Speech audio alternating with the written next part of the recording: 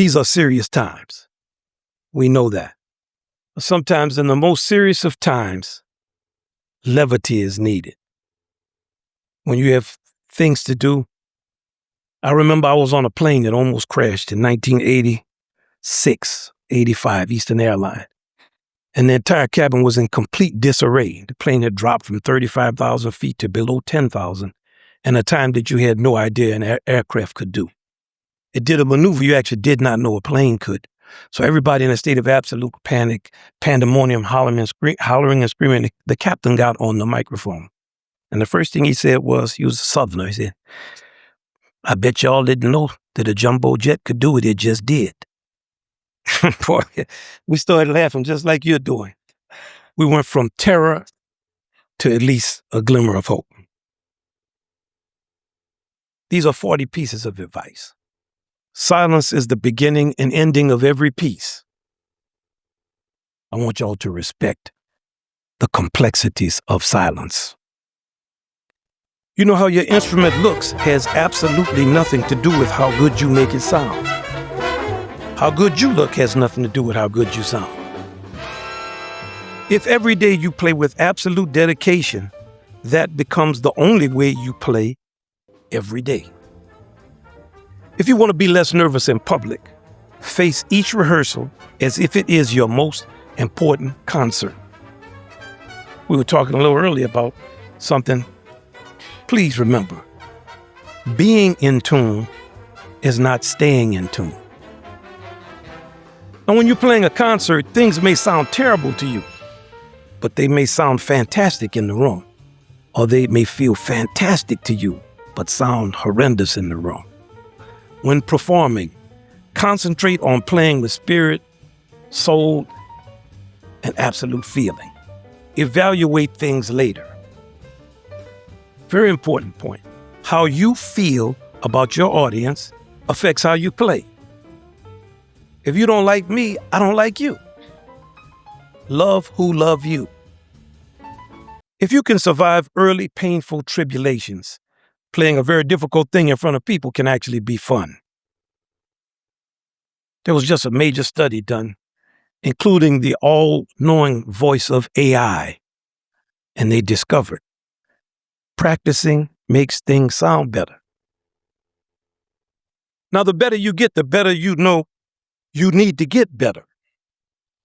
You can play every note perfectly and still make mediocre music because the very best music is much deeper than the notes. To play deeper, mine your thoughts, intentions, dreams, emotion, fears, and memories. It's all down there. Dynamics and instructions, foreign words on any given piece of music. Always remember, these indications are like the fine print of a contract. The things you don't understand are the things that get you. You know, playing louder and being the loudest is absolutely fun. And a decrescendo is just not fun. It may not even be possible at this point. It's very difficult to decrescendo and not slow down. If you want to hear what other people are playing, play softer. Being on time does not mean that you are in time. But if you have to choose between the two, pick both. Playing music has taught you how to follow and how to lead, how to closely follow graphic instructions, and how to follow conductors who are not. Sometimes you rest. Sometimes you rest for a very long time. And sometimes you don't even have a part to play at all. And things sound just fine without you. I want you all to know that how generously you listen is most often much more important than how you actually play. Never, ever be the only person in your section that can't play a part correctly. That's like being the person who takes the last piece of anything off a table. And I don't want you to ever think that because there are more than 10 of y'all playing the same part, your voice is unheard. Messing up always stands out. And when you really mess up an important part, forget it immediately.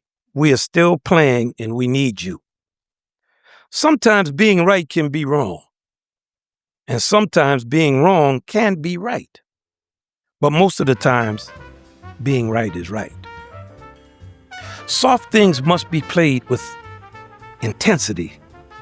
Loud things must be played with focus and control. If you really want to learn something, teach somebody. As long as you all live, seek to have meaningful students and teachers. Weston said I was his mentor. I call him and get a lot of advice from him. David Krause was just playing, made me tear up. If you know how David's mama would call me when he was a little kid, 13 or 14, for trumpet lessons. I go to the Met and hear all that trumpet he's playing. I can't believe it. His son graduated yesterday. I saw his mother. I want to just hug her. I say, you have no idea what I learned from just the way you wanted me to teach your son all those years ago. Always be in that cycle. Young people need older teachers, and old people need younger teachers. Let me tell y'all one thing I know you know. Louder percussion is never the answer. More trumpet is always appropriate. If you can sing your part, I will guarantee you're going to play it better. If you get lost, don't be too proud. Ask your neighbor. But if you actually learn the music, your neighbor will ask you.